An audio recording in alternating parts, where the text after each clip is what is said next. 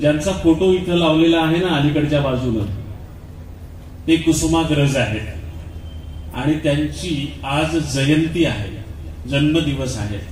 तो आपण मराठी भाषा दिवस म्हणून मानतो. ते खूप मोठे कवी होते, लेखक होते. त्यांची अनेक कविता तुम्हाला अभ्यासक्रमात असतात. पण त्यांची विज्ञानावर देखील एक कविता आहे, फार सुंदर कविता आहे. तिच्यामध्ये मराठी भाषेचा गौरव ज्यांच्या जन्माच्या निमित्तानं होतो त्यांचाही उल्लेख होईल आणि विज्ञान दिनाचा पण उल्लेख होईल. फार सुंदर कविता आहे ती. की दर्यावरची लुटून दौलत, ढगडौलाने येती डोलत, फुटून खजिना वाटेवरती ओघळले मोती, रिमझिम जलधारा पडती. अशा त्या 4 ओळी आहेत कुसुमाग्रजांच्या कवितेच्या. तुम्ही म्हणाल याच्यामध्ये काय विज्ञान आहे? तर या कवितेमध्ये कुसुमाग्रजांनी पाऊस कसा पडतो त्याचं शास्त्र सांगितलेलं आहे, त्याचं विज्ञान सांगितलेलं आहे. म्हणून एका बाजूने ही कविता आहे, दुसऱ्या बाजूने हे विज्ञान पण आहे. काय म्हटलंय त्यांनी? दर्यावरची लुटून दौलत. म्हणजे काय होतं? खूप ऊन पडलं की उन्हामुळं समुद्रातलं जे पाणी आहे त्याची वाफ तयार होते, बरोबर आहे ना? आणि या वाफेचे ढग तयार होतात. तुम्ही सगळे प्रयोग मांडलेले आहेत, तुम्हाला हे सगळं माहित आहे, बरोबर आहे ना? की समुद्रावरच्या पाण्याचं उन्हामुळं वाफ तयार होतील, त्याचे ढग तयार होतात. त्यालाच कुसुमाग्रजांनी शब्द दिले, दर्यावरची लुटून दौलत. दर्या म्हणजे सागर, समुद्र. तिथली दौलत म्हणजे पाणी लुटून. ढगडौलाने येती डोलत.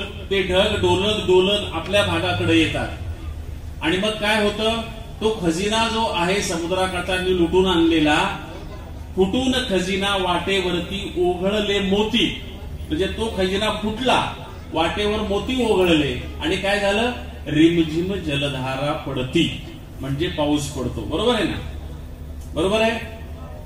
तुम्ही सगळे मुलं रात्रीच्या वेळी चंद्र पाहता का? तुम्हाला चंद्र दिसतो?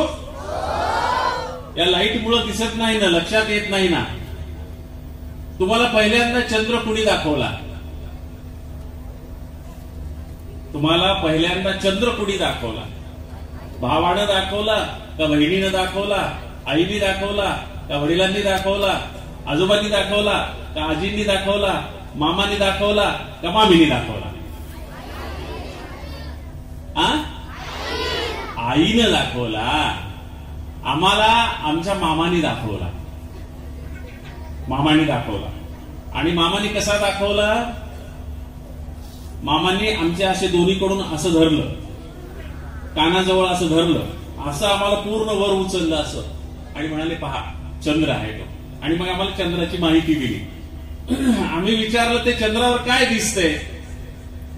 तर ते म्हणाले चंद्रावर तो ससा आहे. तुम्ही चंद्र जर पाहिला असेल तर तुम्हाला असं दिसतं की चंद्रावर काय आहे? ससा आहे, बरोबर आहे ना? चंद्रावर ससा आहे. तर काय झालं की एकदा एका मुलाला आजोबांनी असाच रात्री काय दाखवला? चंद्र दाखवला. आणि चंद्रावर म्हणाले बाळा हा चंद्रावर ससा आहे, ससा. आणि हा ससा खूप घाबरट असतो. थोडा काही आवाज झाला की हा पळून जातो. माणसाचा नुसता सासोल लागला तरी हा पळून जातो. हे सगळं आजोबांनी त्या छोट्या मुलाला, आपल्या नातवाला एका दिवशी सांगितलं. 2-3 दिवस गेले आणि मग पेपरला त्या नातवानं एक बातमी वाचली. ही खूप दिवसापूर्वीची गोष्ट आहे. बातमी वाचली. काय बातमी वाचली? की नील आर्मस्ट्रॉंग आणि युरी गागारिन या 2 शास्त्रज्ञांनी विमानात बसून चंद्रावर उतरले आणि त्यांनी चंद्राला स्पर्श केला, चंद्रावर पाऊल ठेवलं, अशी बातमी पेपरला आली. ते कशात बसून गेले? विमानात. पण ते फार मोठं विमान होतं, आपलं नेहमीचं विमान नव्हतं. कारण त्याला खूप दूर जायचं होतं ना, चंद्रापर्यंत पोहोचायचं होतं. एवढं खूप मोठं विमान होतं आणि त्या विमानाचा खूप मोठा आवाज येत होता. म्हणजे असं पेपरमध्ये वर्णन आलं. त्या नातवानं वाचलं आणि मग तो पेपर घेऊन तो पळत पळत आपल्या आजोबाकडे गेला. दुसऱ्या दिवशी संध्याकाळी पुन्हा चंद्र उगवलेला त्यानं पाहिला आणि त्या चंद्रावर त्याला वाटलं की काल जो ससा होता तो जशाला तसा बसलेला आहे. मग त्याने आजोबांना बोलवलं, म्हणाला आजोबा आजोबा इकडे या, तुम्ही काल खोटं बोलले. आजोबा म्हणाले खोटं बोललो? ते म्हणाले हो तुम्ही खोटं बोलले. ते म्हणाले कसं काय? ते म्हणाले तुम्ही मला काय सांगितलं की तो चंद्रावर ससा बसलेला आहे. काय बसलेला आहे? ससा बसलेला आहे. आणि तुम्ही मला सस्याचं वैशिष्ट्य काय सांगितलं की ससा घाबरट असतो, घाबरतो, पळून जातो. बरोबर आहे ना? बरोबर आहे. मग काल हे नील आर्मस्ट्रॉंग आणि युरी गागारीन दोघ जण एवढं मोठं यान घेऊन चंद्रावर गेले, त्यांचा एवढा मोठा आवाज झाला आणि तरीही तो ससा अजून तिथंच कसा? त्यांनी प्रश्न विचारला आजोबांना. ग पाटलांची कविता आहे, ती पण विज्ञानाची कविता आहे, की तो नातू आजोबाला विचारतो चंद्रावरला ससा गेला पळून नाही कसा? काय म्हणला मुलगा? चंद्रावरला ससा गेला पळून नाही कसा. बरोबर आहे ना? म्हणजे कविता एका बाजूला कविता आणि दुसऱ्या बाजूला विज्ञान आहे. बरोबर आहे ना? कवितेमध्ये कल्पना असते, कल्पना केली आजोबांनी की तिथं ससा आहे. बरोबर आहे. पण प्रत्यक्षात तिथं तो ससा होता काय? नाही.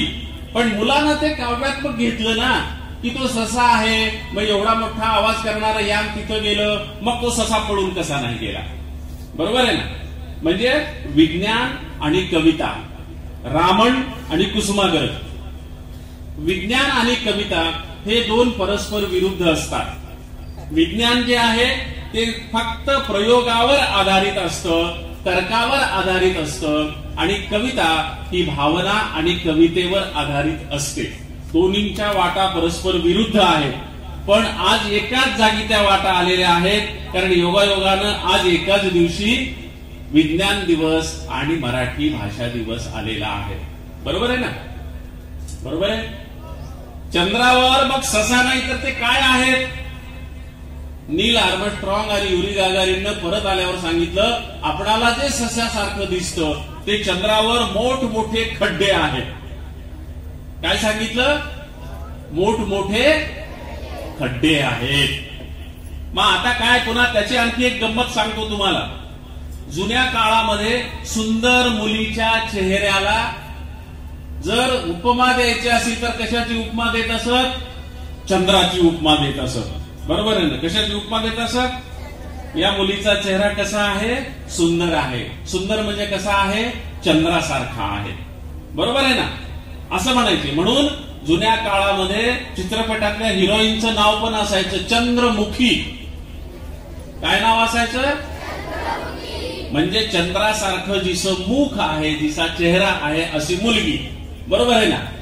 आता जर एखाद्या मुलीला तुम्ही असं म्हणू लागले की तुझा चेहरा चंद्रासारखा दिसतो, तर ती काय करील? तुमच्या गालावर 2 चंद्र काढेल. बरोबर आहे ना? इकडून एक आणि इकडून 2 चंद्र काढेल. ती म्हणेल येड्या, चंद्रावर नुसते खड्डेच्या खड्डे आहेत, माझ्या चेहऱ्यावर तुला खड्डे दिसायलेत काय? बरोबर आहे ना? म्हणजे नील आर्मस्ट्रॉंग आणि युरी गागारीननं काय केलं? वैज्ञानिक शोध लावला आणि एक कविता खोटी पाडली. चंद्रमुखी हा शब्द खोटा पाडला. बरोबर आहे ना? म्हणजे विज्ञान काय करतं? बाप दाखव नाही तर श्राद्ध कर. म्हणजे सिद्ध कर, मला खरं करून दाखव, असं विज्ञान म्हणत असतं. म्हणून योगायोगानं आज या 2 गोष्टी इथं आल्यावर माझ्या लक्षात आल्या. म्हणून विज्ञान दिवसाचा आणि ह्याचं तुम्हाला कनेक्शन जे आहे, त्यांचा जो लागा बांधा आहे विज्ञानाचा आणि कवितेचा, तो मुद्दाम तुम्हाला सांगितला. तुम्हाला फार बोर करणार नाही मी. तुम्हाला छान छान कविता ऐकवणार आहे. तुम्हाला कविता आवडतात का? तुम्हाला माझी कविता होती का कधी अभ्यासाला?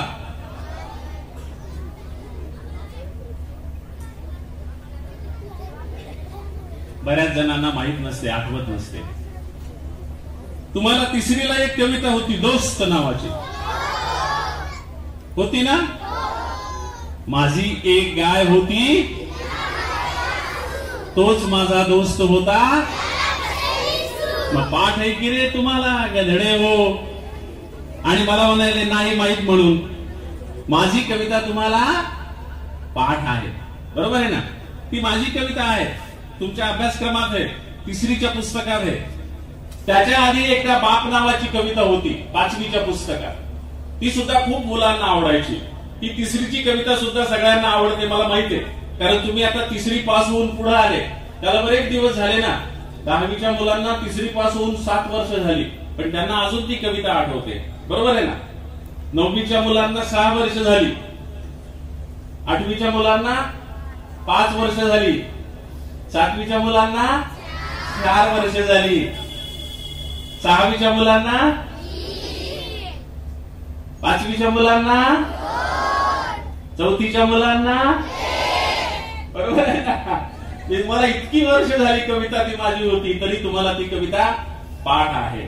पण तुम्हाला वेगवेगळ्या दुसऱ्या कविता मी म्हणून दाखवणार आहे. ती कविता तुम्ही अभ्यासलेलीच आहे. पण बाप नावाची जी कविता होती ना, ती बाप नावाची कविता मुलांना फार आवडायची, कारण ती खेड्यापाड्यातली मुलं, ती शेतकरी बापाची कविता होती, त्यांना खूप आवडायची. त्यामुळे तुम्ही सुद्धा खेड्यापाड्यातले असणार. तुमच्यापैकी कोण कोण शेतकरी आहेत? शेती कुणाकुणाच्या घरी आहे?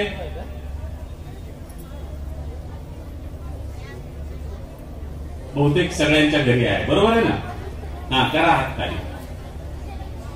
आणि काही जण नोकरीवाले असतील, त्यांच्या घरी शेती नसेल पण त्यांना नोकरी असेल, बरोबर आहे ना? तर या शेतकरी बापाची ती जी कविता आहे, ती कविता मी तुम्हाला म्हणून दाखवणार आहे. ऐकायची का? कंटाळा नाही? बोर नाही झाला? म्हणू मग कविता. पण मी एकटा म्हणणार नाही, तुम्हाला माझ्यासोबत टाळ्या वाजवायच्या. टाळ्या वाजवता तुम्हाला? हा, मी हाताची खून करील तशा टाळ्या वाजवायच्या. तुम्हाला एक ताल, एक स्पीड देईल मी कशा टाळ्या वाजवायच्या. नंतर मी टाळ्या वाजवणार नाही, तुम्ही तुमच्या टाळ्या वाजवायच्या. चालेल ना? करायची सुरुवात? तयार आहे तुम्ही? कुठे तयार? हा, पाठीचा कणा ताट करून बसण्याला तयार म्हणतात, बरोबर आहे ना? हाताचा घाम पुसून घ्या. माझ्यासारखा छानपैकी भांगावरून हात फिरवा. तू कशाला फिरवतो? तुझ्या डोक्यावर केस नाहीत ना रे? आहेत आहेत, सगळ्यांच्या डोक्यावर केस आहेत. समोर पहा. करायची सुरुवात. शेतामधी माझी खोप, तिला बोराटीची झाप, तिथं राबतो कष्ट तो माझा शेतकरी बाप. शेतामधी माझी खोप, तिला बोराटीची झाप, तिथं राबतो कष्ट तो माझा शेतकरी बाप. लेतो अंगावर चिंध्या, खातो मिरची भाकर, काढी उसाची पाचट, जगा मिळाया साखर. लेतो अंगावर चिंध्या, खातो मिरची भाकर, काढी उसाची पाचट, जगा मिळाया साखर. काटा त्याच्याच कापाई, त्यानं काय केलं पाप, काटा त्याच्याच कापाई, त्यानं काय केलं पाप. शेतामधी माझी खोप, तिला बोराटीची झाप, तिथं राबतो कष्ट तो माझा शेतकरी बाप. माझा बाप शेतकरी, उभ्या जगाचा पोशिंदा. माझा बाप शेतकरी, उभ्या जगाचा पोशिंदा. त्याच्या माळी लिहिलेला रात दिस काम धंदा. कष्ट सारे त्याच्या हाती, दुसऱ्याच्या हाती माप. कष्ट सारे त्याच्या हाती, दुसऱ्याच्या हाती माप. शेतामधी माझी खोप, तिला बोराटीची झाप, तिथं राबतो कष्ट तो माझा शेतकरी बाप. बाप फोडी तो लाकड, माय पेटविते चुल्हा. बाप फोडी तो लाकड, माय पेटविते चुल्हा. घामा मागल्या पिठाची काय चव सांगू तुला. आम्ही कष्टाच खातो, जग करी हा पहा. आम्ही कष्टाच खातो, जग करी हा पहा. शेतामधी माझी खोप, तिला बोराटीची झाप, पीक राबतो कट्टतो माझा शेतकरी बाप, शेतामध्ये माझी खोपतीला बोराटीची थाप. पीक राबतो कट्टतो माझा शेतकरी बाप, माझा शेतकरी बाप, माझा शेतकरी बाप, माझा शेतकरी बाप, माझा शेतकरी. जमलं तुमचं आणि माझं, जमलं म्हणजे तुमच्या टाळ्या आणि माझं कविता म्हणणं जमलं. पण तुम्ही काय रे टाळ्या जरा जास्त स्पीड न वाजवल्या. मी तुम्हाला एक स्पीड दिली होती आणि नंतर तुम्ही स्पीड वाढवली. तुम्ही स्पीड वाढवल्यामुळं मला कविता म्हणण्याची स्पीड वाढवावी लागली ना रे. तुम्ही लहान लहान लेकरे, तुम्ही पुढे पळू शकता. मी तुमच्या मागे किती पळू शकणार. मी 64 वर्षाचा म्हातारा माणूस आहे. हो रे, माझं वय 64 वर्ष आहे. मी म्हातारा माणूस आहे. मी तुमच्या इतका पळू शकेल काय. मग त्याच्यामुळं मला नंतर दमछाक होऊ लागली ना तुमच्या टाळ्यांबरोबर कविता म्हणायला. त्याच्यामुळे आता पुन्हा जेव्हा टाळा वाजवायला सांगेल तेव्हा स्पीड वाढवू नका. दिलेल्या स्पीड मध्ये छानपैकी कविता ऐका आणि टाळ्या वाजवा. चालेल ना. मला तुमच्या सरांनी, कुंडे सरांनी आणि आमच्या मित्रांनी सांगितलं की ही अभिनव शाळा लय चांगली शाळा आहे. तिथले पोरं लय हुशार पोरं आहे. तिथले पोरं लय चांगले पोरं आहे.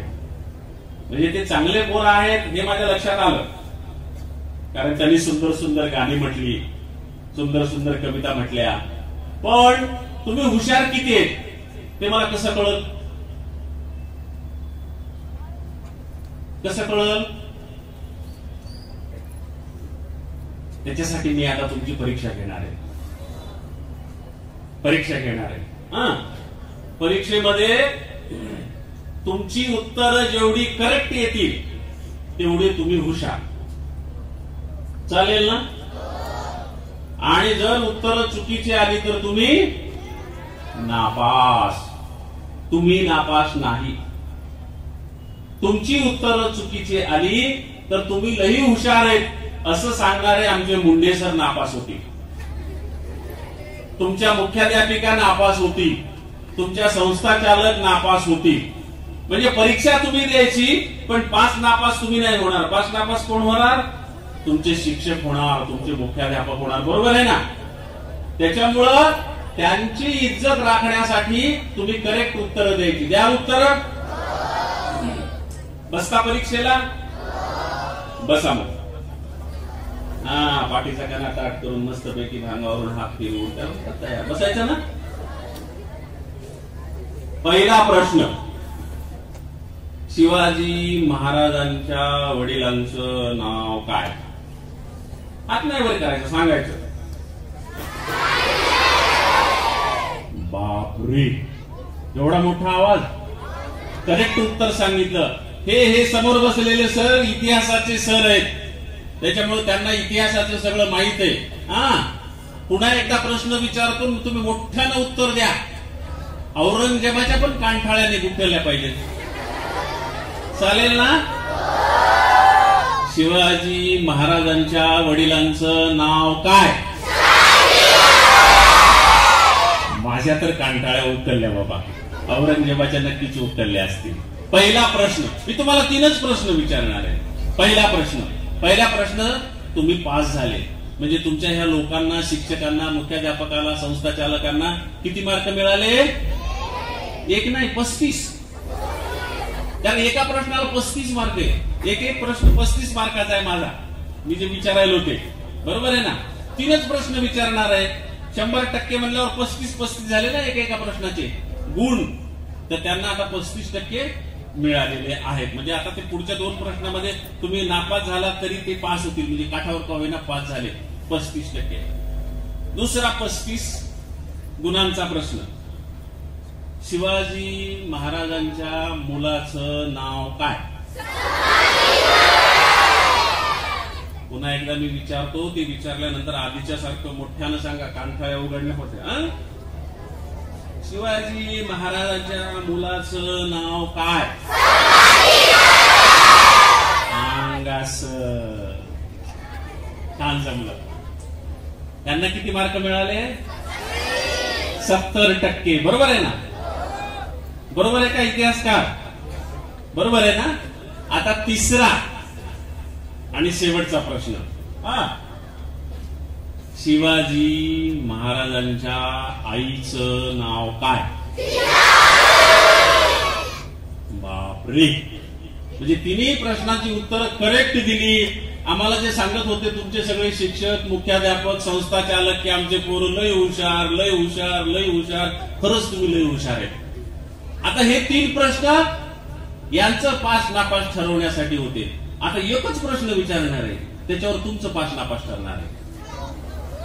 आता खरी तुमची परीक्षा.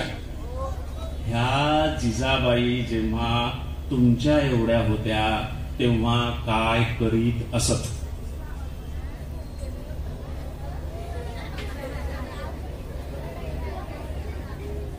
आता त्यावर मोठ्यानं उत्तर.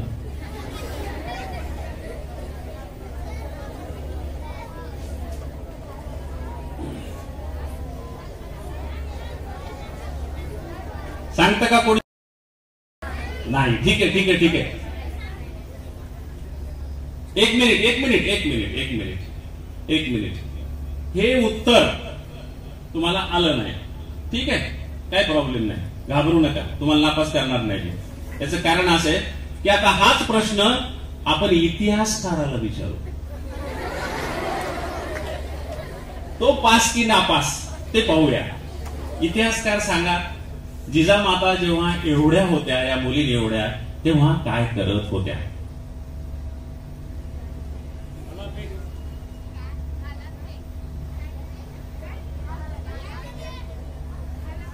इतिहासकारांनी कॉपी केली. इतिहासकारांनी काय केलं? पास झाले, पण कसे? कॉपी करून. कसे कॉपी करून माहितीये का? ते ज्या कॉलेजमध्ये प्राचार्य आहेत त्या कॉलेजमध्ये महिन्याभरापूर्वी माझा कार्यक्रम झाला होता आणि तिथल्या पोरांना हा प्रश्न विचारला होता आणि तेव्हा मी उत्तर दिलं होतं, ते त्यांनी लक्षात ठेवलं आणि ते उत्तर आज त्यांनी तुमच्या समोर सांगितलं. तो शेवटचा मुलगा जो सांगणार होता, सांग बरं बाळा, काय काय? बरं बरं बरं बरं. अरे त्याच लहान होत्या ना, त्या कशा लहान लहान मुलांना शिकवती? तो असं म्हणाला की लहान लहान मुलांना शिकवीत होत्या, त्याच लहान होत्या. तर जिजाबाई तुमच्या एवढ्या होत्या तेव्हा काय करत होत्या हे कुठल्याही इतिहासामध्ये लिहिलेलं नाही. त्याच्यामुळे हे इतिहासकारालाही माहीत असण्याचं कारण नाही, तुम्हाला तर माहीत असण्याचं कारणच नाही. त्याच्यामुळे तुम्हाला उत्तर देता आलं नाही म्हणून तुम्ही नापास नाही, कारण याचं उत्तर इतिहासालाच माहीत नाही. 20 वर्षापूर्वी, 20 नाही मला वाटतं 25 वर्ष झाली, 25 वर्षापूर्वी ETV नावाचं एक चॅनल होतं. तेव्हा ही दुसरी कुठली चॅनल नव्हती, ते एकमेव चॅनल होतं. तर त्या चॅनलला जिजाबाईच्या जीवनावर कार्यक्रम करायचा होता आणि त्यांनी मला गाणी लिहायला सांगितली. मी गाणी लिहिली जन्मापासून ते जिजाऊंच्या देहांतापर्यंत. संगीतकारांनी छान छान चाली दिल्या, गायक छान छान तयारी करू लागले. पण निर्माते म्हणाले की सर एक गाणं आणखी पाहिजे. म्हटलं कुठलं गाणं? ते म्हणाले जिजाबाई लहान असताना जे काय करत होत्या ते गाणं. म्हटलं ते इतिहासामध्ये नाही ना उपलब्ध. ते म्हणाले सर उपलब्ध करणं तुमचं काम आहे, तुम्ही करा.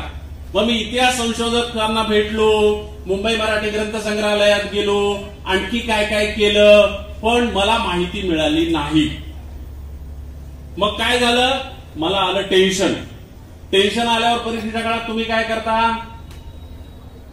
अभ्यास करता का देवाला येडे घालता का कॉप्या करता? काय करता? कॉप्या करता? अभ्यास अभ्यास अभ्यास. ठीक आहे ठीक आहे ठीक आहे. मी काय करतो माहिती आहे का? मला टेन्शन आल्यावर, मला ते गाणं लिहायचं जेव्हा टेन्शन दिलं तेव्हा मला टेन्शन आलं की मी पोटभर जेवत असतो. तुम्हाला त्याचं कारण सांगतो ना. त्याचं कारण असं आहे, पोटभर जेवलं की गाढ झोप लागते, गाढ झोप लागली की सुंदर स्वप्न पडतात आणि सुंदर स्वप्न पडली की टेन्शन संपून जातं. बरोबर आहे ना? ज्या दिवशी ETVनं मला जिजाऊंच्या बालपणावर गाणं लिहायचं टेन्शन दिलं त्या दिवशी मी पोटभर जेवलो, मी गाढ झोपलो, मला सुंदर स्वप्न पडलं आणि स्वप्नात आल्या साक्षात राष्ट्रमाता जिजाऊ. म्हणाल्या, बाळा गेल्या अनेक दिवसापासून मी पाहिले तू छान छान गाणी लिहायलास, आज टेन्शन मध्ये का रे? म्हटलं, माय तुझ्या लहानपणावर गाणं लिहायचे, माहिती मिळत नाही. त्या म्हणाल्या, एवढंच का? म्हटलं, माझ्यासाठी आज हेच मोठा प्रश्न आहे. म्हणाल्या, घे लिहून. त्यांनी मला स्वप्नात माहिती सांगितली, ती मी गाण्यात लिहिली, ईटीव्हीला दिली. ते ईटीव्हीचं अत्यंत आवडतं गाणं होतं. गाण्याचे शब्द होते, एकुलती एक लाडाची लेक जिजाऊ शिकते भाला फेक. काय गाण्याचे शब्द होते? एकुलती एक लाडाची लेक जिजाऊ शिकते भाला फेक. बरोबर आहे ना? एकुलती एक या शब्दाचा अर्थ काय? एकटी. बरोबर आहे ना? पण जिजाऊच्या संदर्भात हा शब्द मी विशेष अर्थानं वापरलाय. काय विशेष अर्थ आहे? ज्या कुळात जिजाऊ जन्माला आल्या त्या कुळात 3 पिढ्यात कुणी स्त्री जन्माला आलेली नव्हती. आधीच्या पिढीत कुणी स्त्री जन्माला आली नाही म्हणजे जिजाऊला आत्या नव्हती. बरोबरीच्या पिढीत कुणी स्त्री जन्माला आली नाही म्हणजे जिजाऊंना बहीण नव्हती. आणि नंतरच्याही पिढीत कुणी स्त्री जन्माला आली नाही म्हणजे जिजाऊंना मुलगी नव्हती. 3 पिढ्यात एकच स्त्री जन्माला आली, तिचं नाव जिजाबाई. म्हणून कदाचित 3 पिढ्यांची स्त्री शक्ती तिच्यामध्ये एकवटली असेल आणि तिनं शिवाजी सारखं नररत्न जन्माला घातलं असेल. त्या जिजाऊच्या बालपणाची कविता ऐकायची. तयार आहेत तुम्ही? कुठे आहेत तयार? अंगास याला म्हणतात तयार. करायची सुरुवात. टाळ्यांचं लक्षात ठेवा, स्पीड वाढवू नका. एकुलती एक लाडाची लेक जिजाऊ शिकते भाला फेक. एकुलती एक लाडाची लेक जिजाऊ शिकते भाला फेक. घोड्यावरती रान फिरती डोंगरकडे सहज चढे. घोड्यावरती रान फिरती डोंगरकडे सहज चढे. तलवार हातीबाई करी लख लख. तलवार हातीबाई करी लख लख. जिजाऊ शिकते भाला फेक. एकुलती एक लाडाची लेक जिजाऊ शिकते भाला फेक. एकुलती एक लाडाची लेक जिजाऊ शिकते भाला फेक. तू बाई तू बाई तू हाताला धर गर गर गर. तू बाई तू बाई तू हाताला धर गर गर गर. मारगिर की बाई भुईला टेक. मारगिर की बाई भुईला टेक. जिजाऊ शिकते भाला फेक. एकुलती एक लाडाची लेक जिजाऊ शिकते भाला फेक. एकुलती एक लाडाची लेक जिजाऊ शिकते भाला फेक. गाव मांडला जीव भांडला. डाव जिंकला घाव लिपला. डाव मांडला जीव भांडला. डाव जिंकला घाव लिपला. बाजू घेतली बाई मनात नेक. बाजू घेतली बाई मनात नेक. जिजाऊ शिकते भाला फेक. एकुलती एक लाडाची लेक जिजाऊ शिकते भाला फेक. एकुलती एक लाडाची लेक जिजाऊ शिकते भाला फेक. लाडीचे लाड पुढे वाग हातात चुडा हिरवा ग. लाडीचे लाड पुढे वाग हातात चुडा हिरवा ग. पायांना भरल्या मापाला ठेच. पायांना भरल्या मापाला ठेच. जिजाऊ शिकते भाला फेक. एकुलती एक लाडाची लेक जिजाऊ शिकते भाला फेक. एकुलती एक लाडाची लेक जिजाऊ शिकते भाला फेक. घोड्यावरती रान फिरती डोंगरकडे सहज चढे. घोड्यावरती रान फिरती डोंगरकडे सहज चढे. तलवार हातीबाई करी लख लख. तलवार हातीबाई करी लख लख. जिजाऊ शिकते भाला फेक. एकुलती एक लाडाची लेक जिजाऊ शिकते भाला फेक. जिजाऊ शिकते भाला फेक. जिजाऊ शिकते भाला फेक. जिजाऊ शिकते भाला फेक. जिजाऊ शिकते भाला फेक. जिजाऊ शिकते भाला फेक. जिजाऊ शिकते